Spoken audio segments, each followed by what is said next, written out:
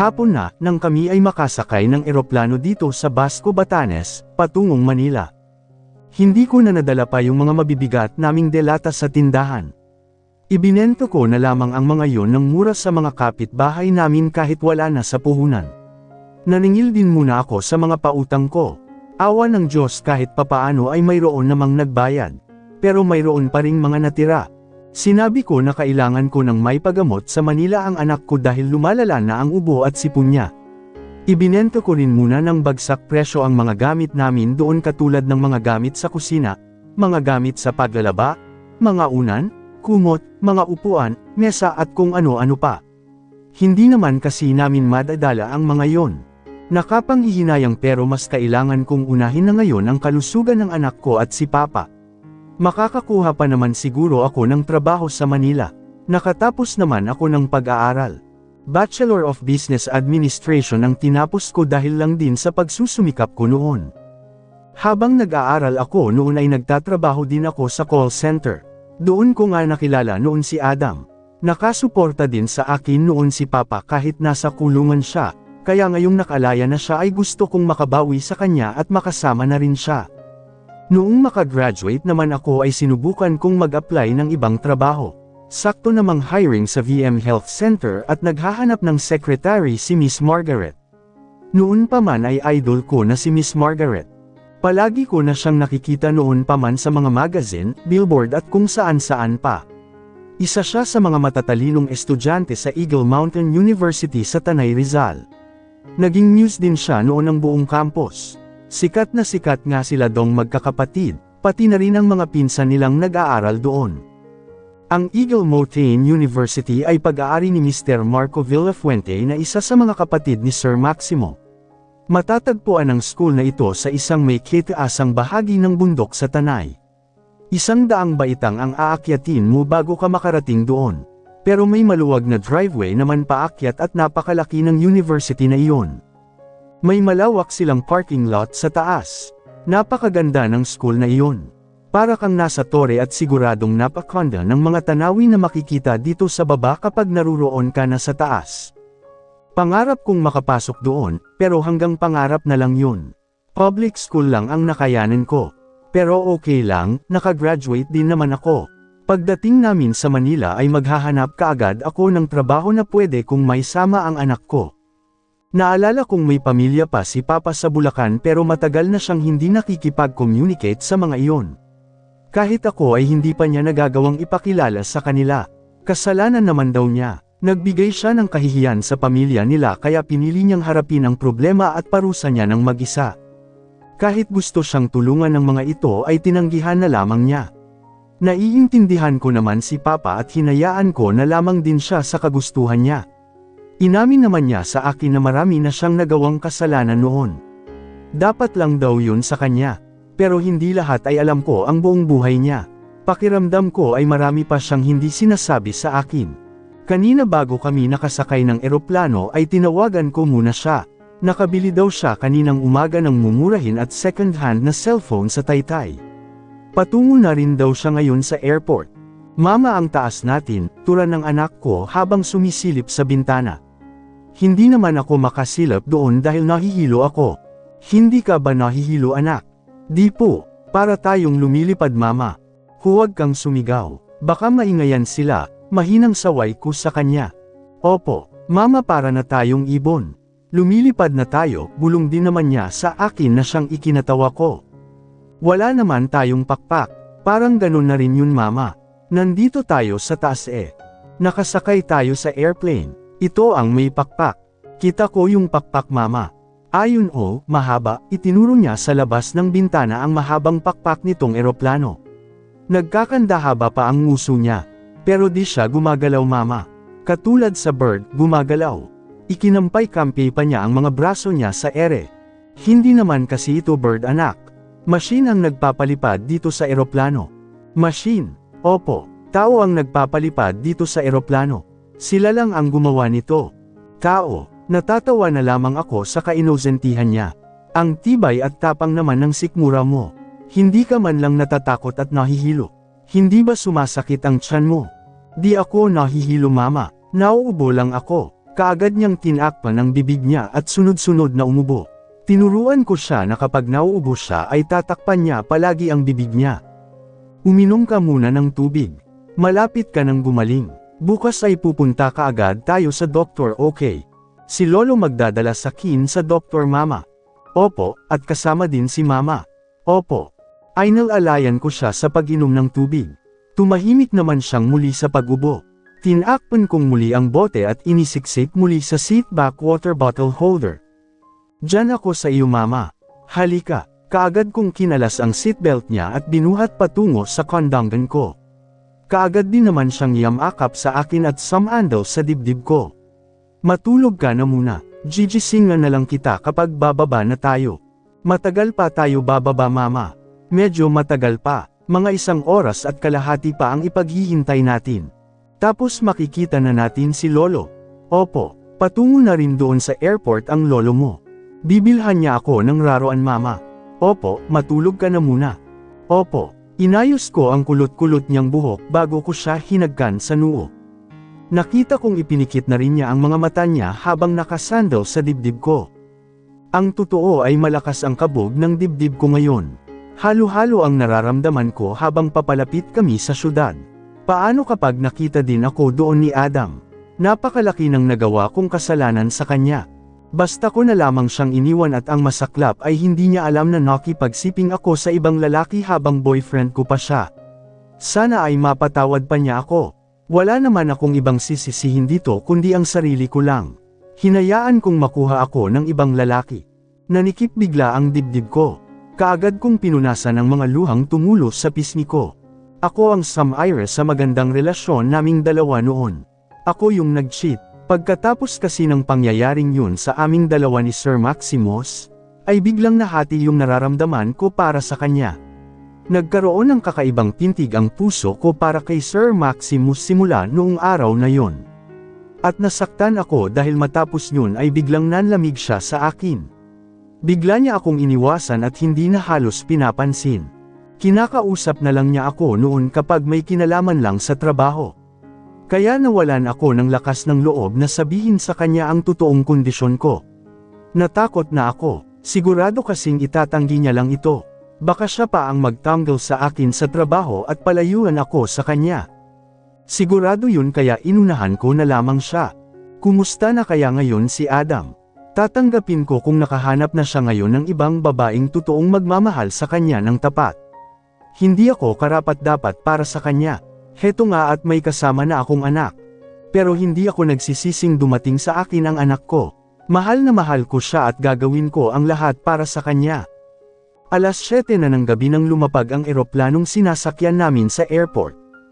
Hayon si Lolo, nakita mo ba? Kaagad kong itinuro sa anak ko si Papa na ngayon nasa waiting area. Nakita din niya kami kaagad at lumapad kaagad ang pagkakangiti niya. Saan, mama? Nagpalingalinga pa rin sa paligid ang anak ko.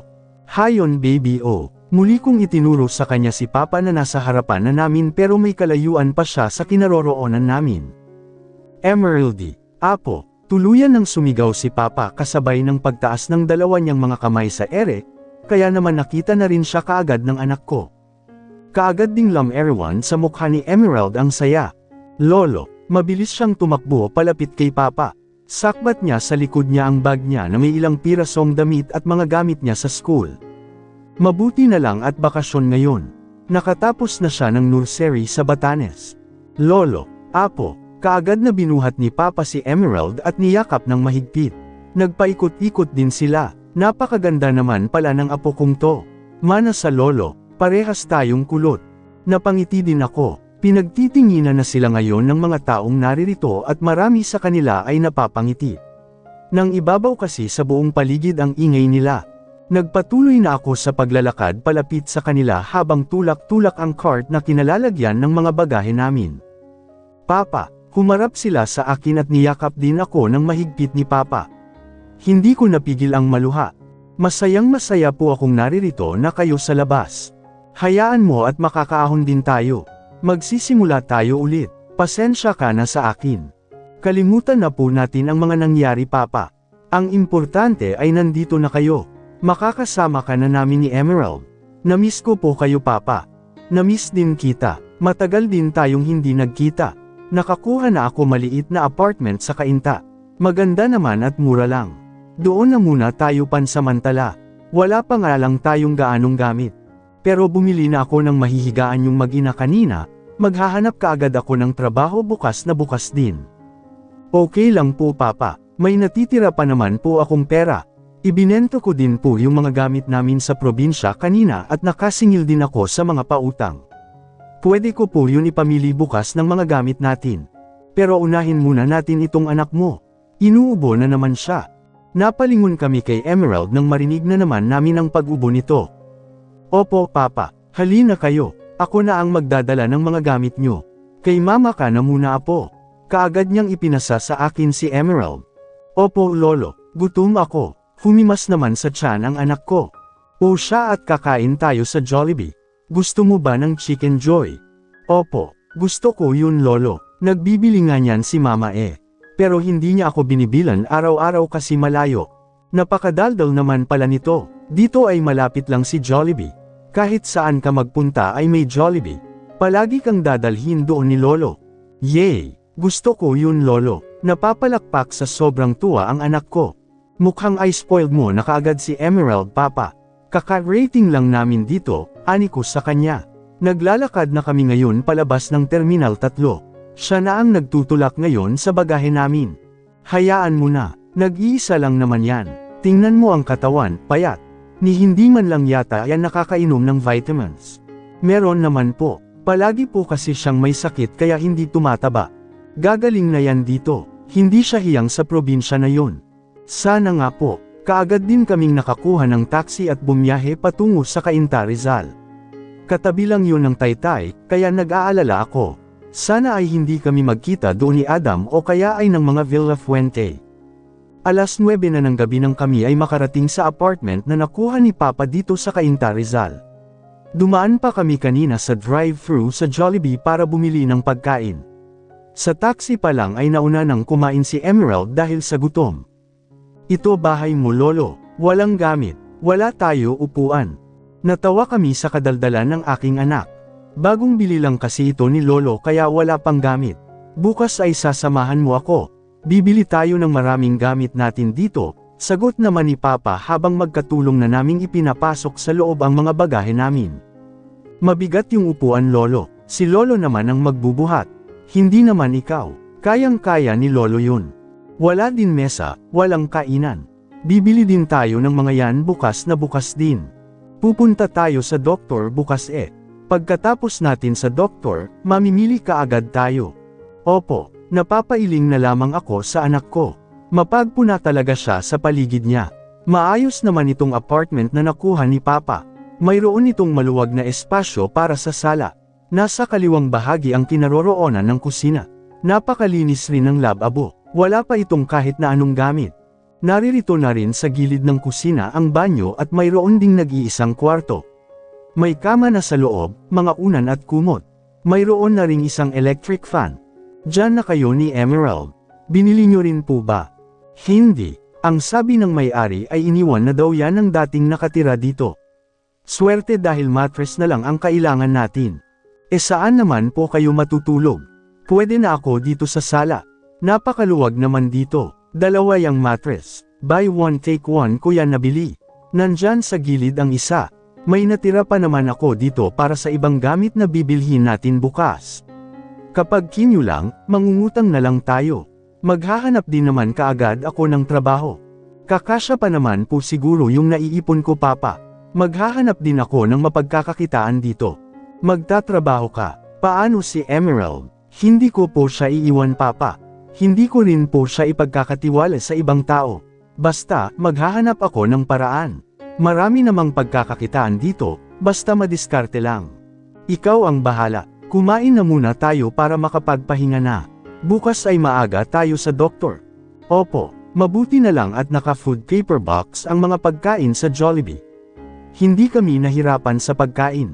Wala pa rin kasi kaming mga plato sa kusina, para kaming bumalik bigla sa zero. Ang dami naming kailangang bilhin na mga gamit dito sa bahay. Mukhang dito mauubos ang kaunting perang naipon ko. Naglinis muna kami ng katawan ng anak ko sa banyo bago kami nahiga sa kama. Comfortable naman ang kama namin, at saktong-sakto lang para sa aming dalawa. Si Papa naman ay sa labas natulog. Naawa ako dahil wala siyang electric fan at medyo mainit dahil summer ngayon. Pero ang sabi niya kanina ay sanay na daw siya. Mas mainit daw sa kulungan kaysa dito. Pero bukas ay bibili na rin ako ng isa pang electric fan na magagamit niya. Nauna nang nakatulog ang anak ko, pero ako ay nahirapang dalawin ng antok. Hindi ko alam kung paano na naman kami magsisimula nito bukas. Nag-aalala din ako dahil nasa paligid lang namin ang mga taong iniiwasan ko. At maaaring magtagpo kaagad ang aming mga landas. Maximus POV. I woke up to the sound of the alarm, agad ko itong kinapa sa ibabaw ng bedside table. Maliwanag na rin pala ang buong paligid. Umaga na pala. Kaagad ko rin namang nahawakan ang phone ko at tiningnan ang kung sino mang tumatawag na ito. Mr. Houston calling. Tila nabuhay bigla ang mga ugat ko. Bigla akong napabangon. He wouldn't call this early if it weren't important. Pero alas 8 na rin pala ng umaga nang mapasulyap ako sa orasan ng phone ko. I immediately answered the call. Yes. Good morning Mr. Houston. Good news Mr. Villafuente. Tuluyan nang nagising ang diwa ko dahil sa sinabi niya. Nakita mo na siya. Yes. Actually, kagabi pa, sinundo ni Mr. Arthur Santiago si Miss Esmeralda sa airport alas 7 ng gabi. Pero, anong pero? Nangunot bigla ang noo ko sa ginawa niyang pagputol. May kasama siyang batang babae, na sa tingin ko ay nasa 3 o 4 na taong gulang pa lamang. Tinatawag niyang mama si Miss Esmeralda. At, I was suddenly stunned. She already has a child. And what? It's like, I see your face in the child. Mas lalo pa akong natigilan sa sinabi niya. Bigla akong napanganga at napatulala. What the hell are you saying? Ganun na lamang ang pagkabog ng dibdib ko. Maybe I just made a mistake Mr. Villafuente. Wala naman silang kasamang ama ng bata. Silang mag-ina lang ang dumating. Mr. Arthur took them to Cainta Rizal last night. Now, they are in a clinic in Cainta. Who is sick? I'm not sure yet Mr. Villafuente. Pero sa tingin ko ay yung bata. Naririnig ko kasi ang sunod-sunod nitong pag-ubo. Did you take a picture of them? Yes Mr. Villafuente. I'll just send them to your email account. Copy Mr. Villafuente. Thank you. You did a great job. Kaagad ko na ring pinutol ang tawag. Hindi rin nagtagal ay nakatanggap ako ng email mula sa kanya. Mabilis ko itong binuksan at 10 mga larawan ang dumating sa akin. Hindi na ako nag-atubili pang buksan din isa-isa ang mga ito. Kaagad namang bumungad sa akin ang mukha ni Esmeralda kasama ang isang napakagandang batang babae. Napatitig ako dito ng husto kasabay ng paglakas ng pintig ng puso ko. Napakaamo ng mukha ng batang babae, at mukhang tama nga ang private investigator. Malaki nga ang pagkakahawig nito sa akin. Damn, what the hell? I also stared at Esmeralda. Parang wala namang nagbago sa anyo niya ngayon, bukod tangi sa buhok niyang umigsi na dati-rati naman ay mahaba. It still sits her, though. She is still beautiful, like before. Kaagad kong ipinilig ang ulo ko sa naiisip kong yun at iniwasan ng tumingin sa kanya. My eyes shifted again to the little girl with her. Oh God, was she pregnant when she left? And she didn't tell me about it. Napatiimbagang ako, kaya ba siya biglang umalis? Tinago niya sa akin ang bata. Mayroon din silang mga larawan ni Arthur Santiago dito. Ang lalaking pumatay sa aking kasintahan, hindi kita kailanman mapapatawad. Ang kulungan ay hindi dapat maging tanging parusa mo. Dapat namatay ka na rin. Esmeralda's POV. Natapos ng suriin ng doktor si Emerald. Kinailangan daw sumailalim sa X-ray at sputum test ang anak ko upang ma-detect ang totoo niyang karamdaman. Ang sabi ng doktor ay mukhang may tuberculosis na raw ang anak ko, kaya hindi ko napigil ang umiyak sa harapan nila kanina. Napabayan ko ngang talaga ang anak ko sa probinsya, at kung hindi pa ako pinilit ni Papa ay malamang mas lalong lalala ang sakit niya doon. Ayon naman sa doktor ay nagagamot naman daw ito, na laking pasasalamat ko. Basta maagapan lang daw kaagad. Kaagad din naming ipina-X-ray ni Papa si Emerald at pina-examine ang sputum niya. Mamayang hapon daw lalabas ang result kaya babalik ulit kami mamaya. Pero niresetahan na rin ni Doktora Tariman ng para sa ubo at vitamins ang anak ko.